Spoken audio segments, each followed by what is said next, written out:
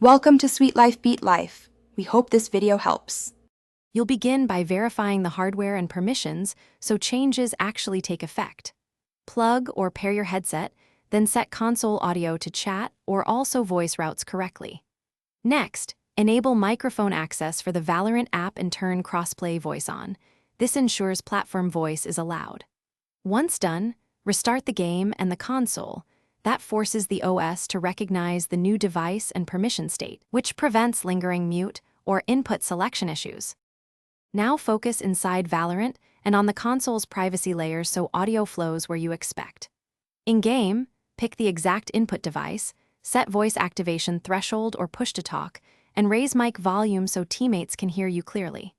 Test immediately in practice range or a custom match to verify signal and adjust sensitivity if clipping or dropouts occur.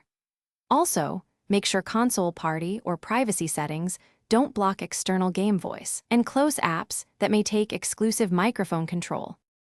To finish, confirm network and device hygiene to prevent intermittent voice failures. Run the console's network test and aim for an open NAT type. Restrictive NAT often blocks peer voice.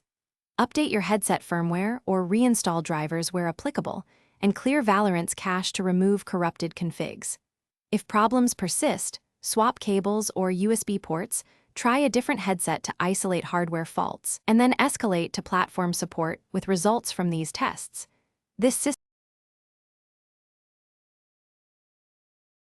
Thanks for watching. Consider subscribing if we helped you.